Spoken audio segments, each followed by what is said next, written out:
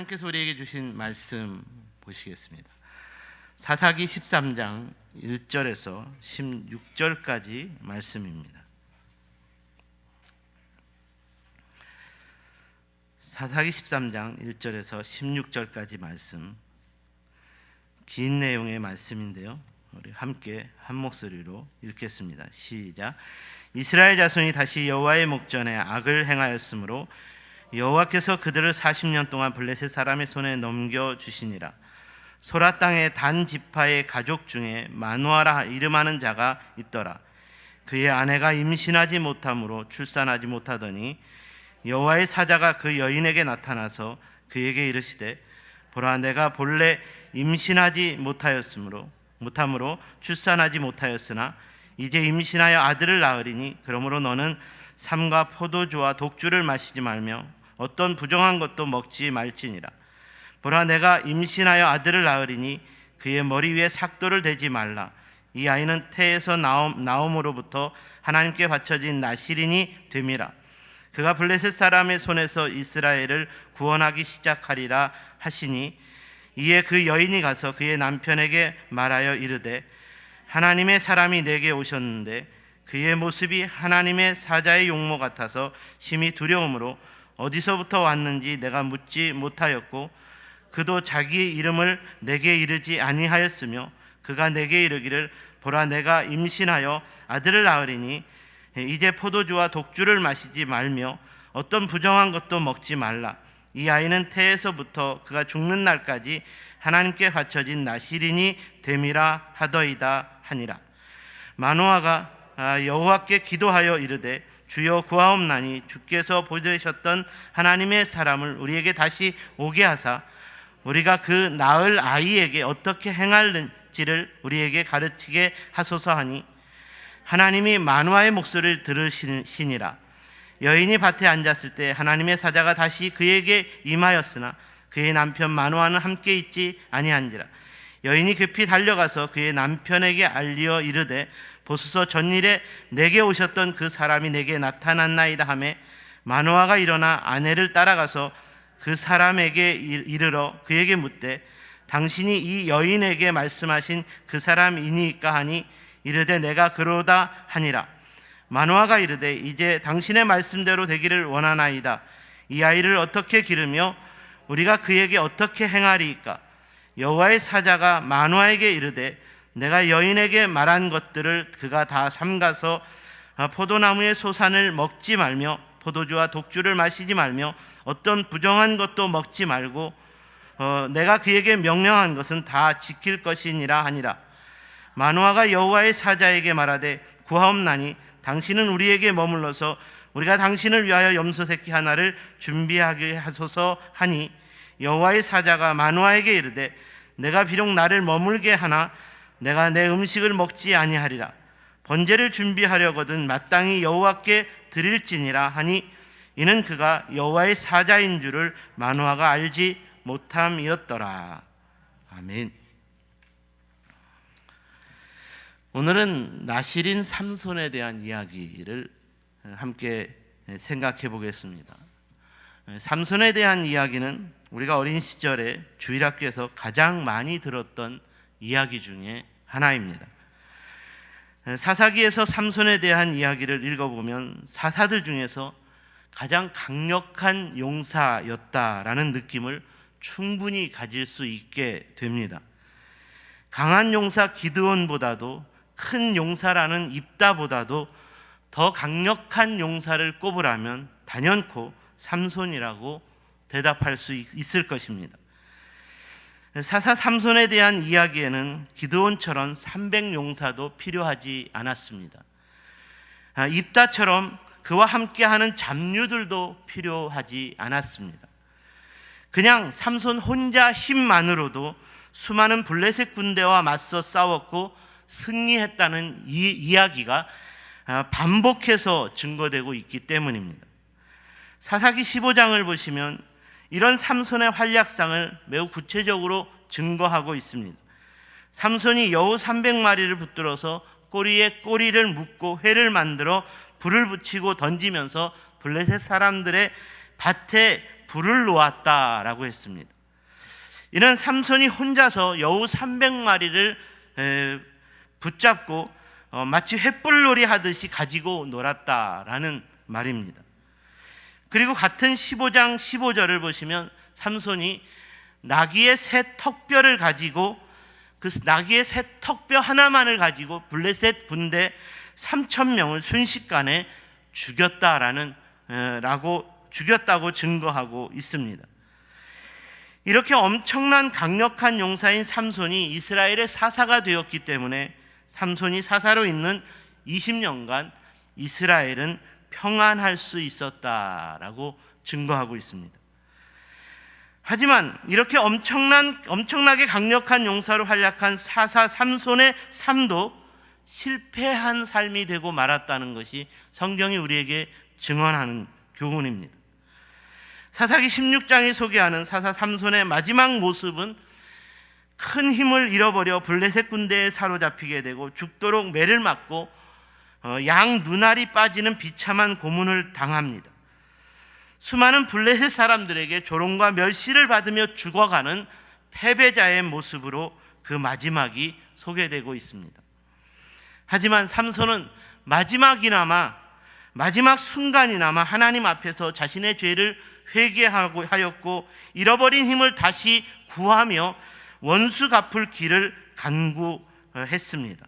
이렇게 마지막 회개와 간구로 인해 잃어버린 힘을 찾게 된 삼손의 힘은 3,000명의 블레셋 사람들을 죽이는 원수를 갚게 되었지만 삼손 역시도 그 죽음의 무덤에 갇혀 함께 죽는 비참한 삶으로 마감하고 말았습니다. 이런 삶이었기 때문에 삼손의 삶은 실패한 삶이었다라고 말합니다. 그러므로 오늘은 이스라엘을 구원하는 가장 강력했던 용사로 부름을 받은 삼손의 삶이 왜 실패한 삶이 되었을까? 이에 대한 문제를 생각해 보자는 것입니다. 오늘 본문에서는 삼손의 삶이 실패한 이유에 대하여 나실인으로 부름을 받은 삶에서 실패했기 때문이라는 암시를 전하고 있습니다. 삼손은 나실인으로 부름을 받은 사람이었습니다. 삼손의 어머니 아버지, 특별히 아버지 마노아에게 하나님의 천사가 찾아와 장차 태어날 아기가 나실인으로 살아야 한다라고 말해 주었습니다. 그래서 오늘 본문은 나실인 삼손이 어떻게 살아야 하는가에 대해서 매우 구체적으로 이야기하고 있습니다. 그렇다면 우리가 먼저 생각해 보아야 하는 것은 나실인이라는 의미가 어떤 의미냐는 것입니다. 나실인의 원어적인 의미는 성별된 자, 봉헌된 자, 분리된 자를 말합니다. 이 말은 장차 태어날 아기 삼손이 하나님의 자녀로서 성별된 자이어야 하고 또 하나님의 일에 봉헌된 자이어야 하고 세상과는 분리된 삶을 살아가는 사람이어야 한다는 말입니다. 오늘 본문은 삼손이 나실인으로서의 삶을 살아야 할 것을 계속 교훈하고 있습니다. 이에 대한 말씀으로 5절 중반절 보시면 이 아이는 태에서 나옴으로부터 하나님께 바쳐진 나실인이 되어야 한다. 또 계속되는 7절 후반절 말씀에서도 그가 죽는 날까지 하나님께 바쳐진 나실인이 되어야 한다라고 말합니다. 삼손은 나실인의 삶을 위해 태어난 사람이었습니다. 그런데 사사기가 소개하는 삼손의 삶은 나실인으로 살아야 하는 삶에서 완전히 실패했습니다. 그렇다면 나실인 삼손은 왜 실패했을까요? 이 질문을 통해서 생각해 봐야 하는 것은 나실인 삼손의 삶에 문제가 생겼기 때문이라는 것입니다. 그러므로 오늘은 나실인 삼손의 삶은 구체적으로 어떤 삶인가에 대한 교훈을 본문을 통해 한번 생각해 보자는 것입니다. 그 첫 번째로 나실인 삼손은 하나님께서 명령한 것을 다 지켜야 하는 삶이었습니다. 이 말은 삼손의 삶이 실패한 이유를 분명하게 말해주는 것이기도 합니다. 오늘 본문에서 나실인의 삶에 대해서 하나님께서 명령하신 것을 아주 상세하게 구체적으로 소개하고 있습니다. 하나님께서 장차 태어날 삼손의 아버지 마노아에게 나실인 삼손을 어떻게 키워야 하는지, 삼손이 어떻게 살아야 하는지에 대해 이렇게 말씀하셨습니다. 이에 대하여 5절 말씀을 보시면, 보라, 내가 임신하여 아들을 낳으리니 그의 머리 위에 삭도를 대지 말라. 이 아이는 태에서 나옴으로부터 하나님께 바쳐진 나실인이 됨이라. 또 7절에서도 그가 내게 이르기를, 보라, 내가 내게 임신하여 아들을 낳으리니 이제 포도주와 독주를 마시지 말며 어떤 부정한 것도 먹지 말라. 이 아이는 태에서부터 그가 죽는 날까지 하나님께 바쳐진 나실인이 됨이라. 삼손이 나실인으로 살아야 하는 삶은 하나님께서 명령하신 것을 다 지켜야 하는 삶인데, 나실인 삼손을 위해 하나님께서 명령하신 것은 구체적으로 무엇이었을까? 그 첫 번째로 명령하신 것은 머리 위에 삭도를 대지 말라는 것이었습니다. 왜 하나님께서는 나실인 삼손에게 머리 위에 삭도를 대지 말라고 명령한 것일까요? 이에 대한 자세한 기록은 없습니다. 단지 이런 질문의 답을 우리나라의 역사를 통해서 추측해 볼 수 있겠습니다. 과거 우리나라에서도 머리 위에 삭도를 대는 것은 부모님께서 물려주신 몸을 잘 보존하지 못하는 큰 수치와 불효를 범하는 것이라고 여겼습니다. 그래서 평생 머리에 삭도를 대지 않고 기르면서 단정하게 보이려고 상투를 틀었다는 것은 부모님이 물려주신 몸을 소중하게 여겼고 이를 가장 중요한 예로, 효로 생각했다는 말입니다. 그래서 범죄를 범한 사람에 한해서 이미 부모에게 불효한 죄인이라는 차원에서 머리 위에 삭도를 대고 잘랐다는 것입니다. 그러니까 바로 이런 차원에서 사사시대에서도 하나님의 자녀로서 구별되어야 하는 나실인이라면 하나님께서 창조해 주신 몸을 가장 소중하게 여겨 머리 위에 삭도를 대지 않는 것으로서 하나님의 자녀로서 하나님께 대한 충성과 순종을 다하는 몸과 마음을 가지고 살아야 한다는 것을 교훈했다는 것입니다. 실제로 지금까지도 유대교에서는 오직 하나님께 대한 충성과 순종을 다하고자 하는 나실인의 몸과 마음으로 머리에 삭도를 대지 않고 머리를 기르는 나실인의 삶을 추구하는 사람들도 있다고 합니다. 아무튼 이렇게 하나님께 대한 충성과 순종을 결단하는 몸과 마음을 가지고 살아가는 삶이었기 때문에 하나님께서 명령한 것을 다 지키는 삶, 하나님 앞에서 충성스럽고 순종하는 삶을 살아갈 수 있었다는 말입니다.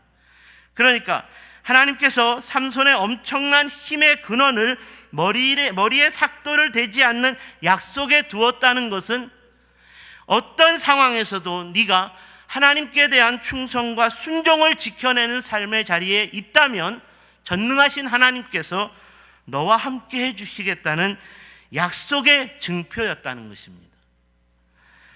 삼손이 드릴라에 여러 번에 걸친 유혹을 당하면서 머리 위에 삭도를 대지 말아야 한다는 이 나실인으로서의 삶의 비밀을 가르쳐주지 않았던 것도 적어도 자신이 하나님께 대한 순종과 충성만은 어떤 상황에서도 지키려고 했기 때문이었습니다. 하지만 끝없는 드릴라의 유혹 앞에서 마지막 비밀을 밝힘으로써 최후의 보루인 하나님께 대한 순종과 충성을 약속한 증표가 사라지게 되었습니다. 삼손의 머리 위에 삭도를 대는 순간 하나님께 대한 충성과 순종의 삶도 잘려나가고 말았다는 것입니다. 두 번째로 나실인 삼손에게 하나님께서 명령하신 것은 포도주와 독주를 마시지 말며 어떤 부정한 것도 먹지 말라는 것이었습니다. 이는 첫 번째 명령을 지키는 삶을 위해서 방해가 되는 것이었기 때문에 하나님께서 추가로 명령하신 것이었습니다. 포도주와 독주를 마시고 취하게 되면 하나님께 대한 충성과 순종을 약속한 삶이 약해지고 무뎌지기 마련입니다. 부정한 음식을 먹는 것도 마찬가지입니다. 부정하다는 것은 깨끗하지 못한 더러운 것을 먹는다는 것입니다. 정의롭지 못한 것을, 불의한 것을 받아먹는 것을 의미합니다. 오늘날의 부정한 음식을 먹는다는 것은 부정한 뇌물과 청탁을 받는 것이라고 볼 수 있을 것입니다. 삼손처럼 강력한 용사가 되면 온갖 부정한 청탁과 뇌물이 들어오기 마련일 것입니다. 안타깝게도 삼손의 실패는 포도주와 독주를 마시고 취하는 삶의 연속이었고, 이렇게 취한 삶에서 무뎌진 것으로 인한 여인과 블레셋 사람들이 주는 부정한 음식도 마구마구 받아 먹는 것을 즐겨하다 결국 마지막 하나님과의 충성과 순종을 약속한 증표마저도 밝혀 스스로 저버리게 되는, 그러므로 낭패를 당하고 말았다는 것입니다. 사랑하는 여러분, 오늘날 나시린은 누구를 말하는 것일까요? 사사기처럼 하나님의 천사가 찾아와서 아들과 딸을 낳게 될 것이라 말해주는 것으로서 태어날 때부터 나시린은 구별되어야 하는 사람일까요? 이런 차원에서 오늘날에는 나시린은 없는 것일까요? 오늘날 나시린은 예수 그리스도를 믿음으로 말미암아 세상과 구별된 삶을 살아야 하는 거룩한 성도들 모두를 의미합니다.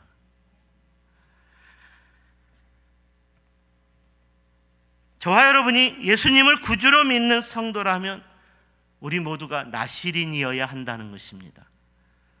그렇다면 오늘날 저와 여러분의 삶에서도 하나님과의 충성과 약속을 지키는 삶은 계속되어야 할 것입니다. 하나님께 대한 충성과 순종을 맹세한 삶에서 조금이라도 흔들려서는 안 된다는 것입니다. 단지 포도주와 독주를 먹는 것과 부정한 음식을 먹는 것이 죄라는 어설픈 논리를 말하려고 하는 것이 아닌, 하나님께 대한 충성과 순종을 끝까지 지켜내는 삶을 위해 조금이라도 방해가 되는 것이 있다면 그것을 철저하게 경계하고 끊어낼 수 있는 거룩하고 절제된 삶을 사는 나시린이 되어야 한다는 말입니다. 오늘 우리 시대에서도 하나님께서 명령하신 것을 다 지켜내는 거룩한 나시린과 같은 하나님의 사람들이 있다면, 저와 여러분이 그런 하나님의 사람으로 살아갈 수 있다면 진정으로 이 땅에서 하나님 나라의 부흥의 역사는 계속될 수 있는 줄로 믿습니다. 두 번째로, 나시린은 오직 하나님께 모든 영광을 돌려야 하는 삶이었습니다. 이에 대한 교훈은 본문 15절에서 16절까지의 말씀을 보시면 좋겠습니다. 마노아가 여호와의 사자에게 말하되 구하옵나니 당신은 우리에게 머물러서 우리가 당신을 위하여 염소 새끼 하나를 준비하게 하소서 하니, 여호와의 사자가 마노아에게 이르되 내가 비록 나를 머물게 하나 내가 내 음식을 먹지 아니하리라. 번제를 준비하려거든 마땅히 여호와께 드릴지니라 하니, 이는 그가 여호와의 사자인 줄을 마노아가 알지 못함이었더라. 우리가 이 말씀에서 주목해야 하는 영적인 관점은, 영광의 주인공은 하나님의 천사가 아니라 하나님이시다라는 것입니다. 이 말씀은 마노아에게 하나님의 천사가 찾아와서 아들이 없어서 힘든 가정이니까 이 가정에 곧 아들이 태어날 것이라 말했고, 이 아들을 나시린으로 키워야 한다라고 축복해 주니까 너무나 기쁘고 감사해서 하나님의 천사에게 그 기쁨과 감사의 영광을 돌리려고 했다는 것입니다. 그랬더니 하나님의 천사가 마노아를 책망하면서 내가 영광을 받아야 할 것이 아니라 하나님께서 영광을 받으셔야 한다라고 가르쳐 주었다는 것입니다. 너희가 번제를 준비하려거든 마땅히 여호와께 드릴지니라. 그러므로 우리는 이 말씀에서 오직 여호와 하나님만이 모든 영광을 받으셔야 하는 분이라는 것을 항상 기억할 수 있어야 하겠습니다.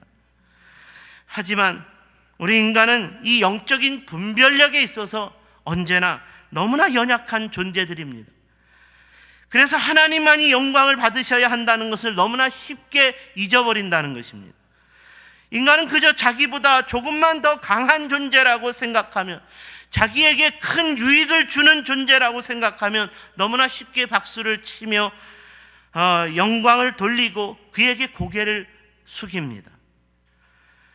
그리고 또한 자기가 조금 강한 존재라고 생각하면 너무나 쉽게 교만에 빠져 자기가 모든 영광을 받을 수 있는 자라고 착각하기도 합니다.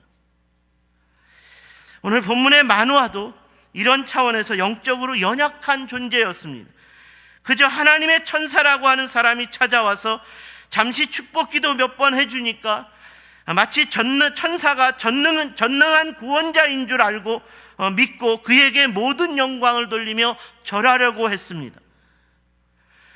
저는 오늘날 교회 안에서도 이 마노아처럼 영적 분별력을 잃어버리고 영적 분별력을 갖지 못한 신앙생활에 빠져 있는 분들을 종종 보게 됩니다.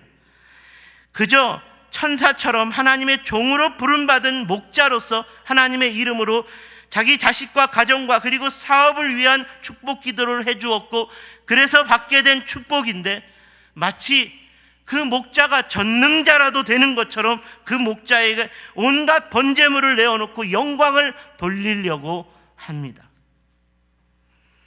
그리고 또한 그 목자도 교만해져서 자기가 모두 받아야 할 영광인 것처럼 말하고 행동하기까지 한다는 것입니다.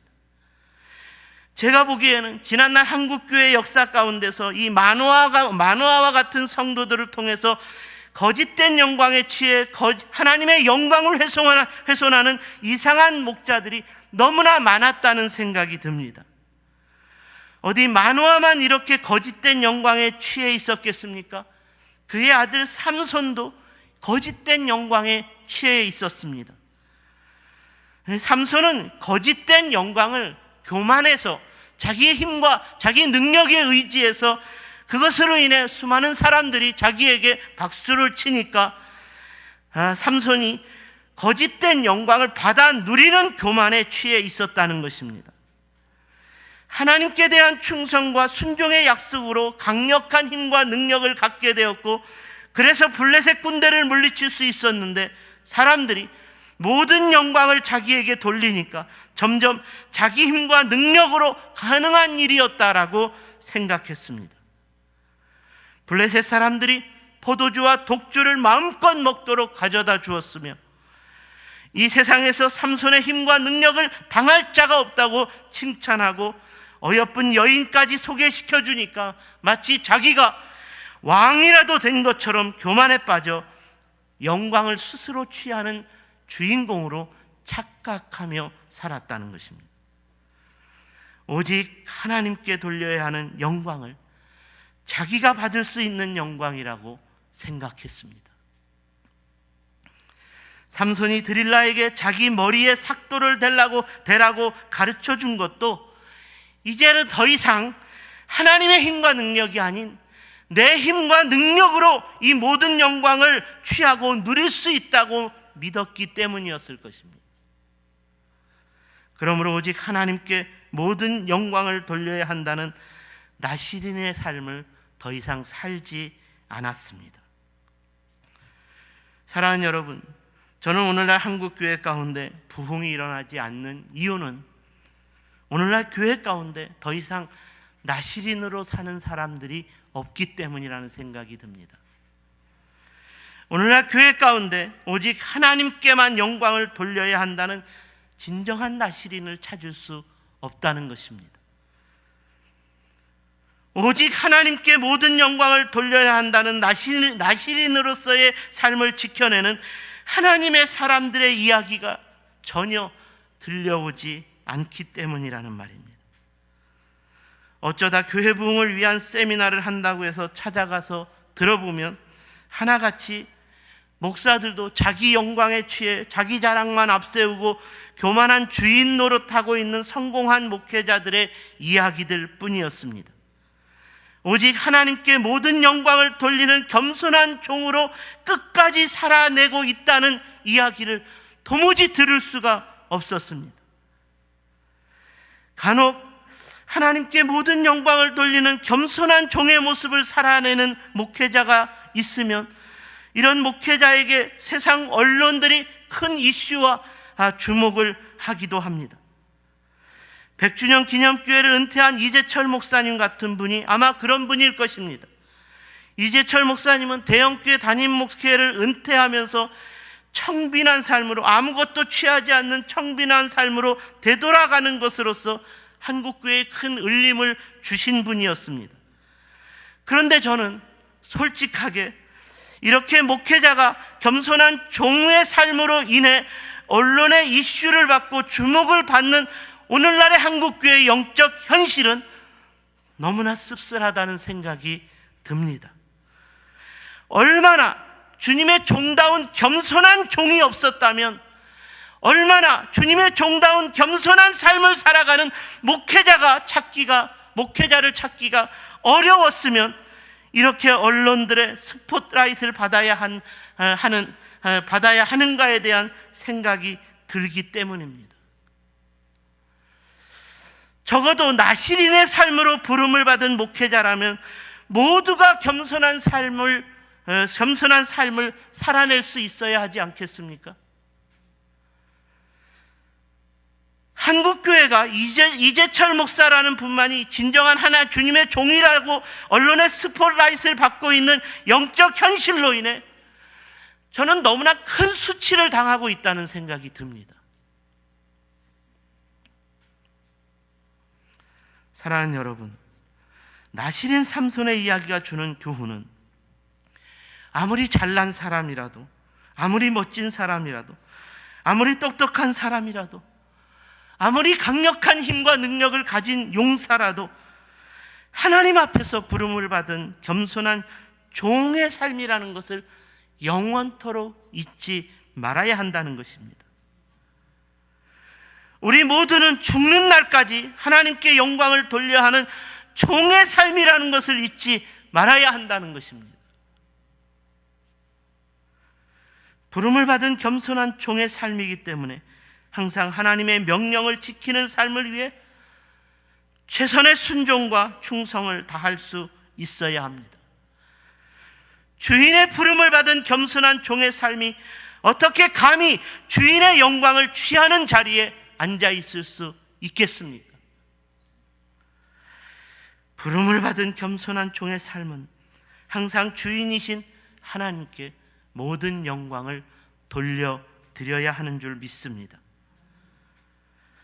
바라기는 저와 여러분의 세종샘교회가 다시 한번 우리 시대 가운데에서도 진정한 나시린의 삶이 무엇인가를 보여줄 수 있는 교회가 되었으면 좋겠습니다.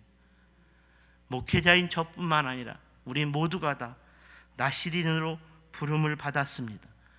그렇다면 우리가 나시린의 삶을 지켜내고 보여주는 것으로서 다시 한번 하나님께 대한 온전한 충성과 순종의 삶을 보여줄 수 있다면, 지켜낼 수 있다면 주인이신 하나님께 영광을 돌리며 그 주인이신 하나님의 영광에 동참하는 참된 나시린으로서의 삶을 살아갈 수 있다면 그런 교회가 반드시 세상을 이길 것이고, 그런 교회를 통한 거룩한 교회 부흥의 역사는 다시 일어나게 될 줄로 믿으시기를 주님의 이름으로 축원합니다. 기도하겠습니다.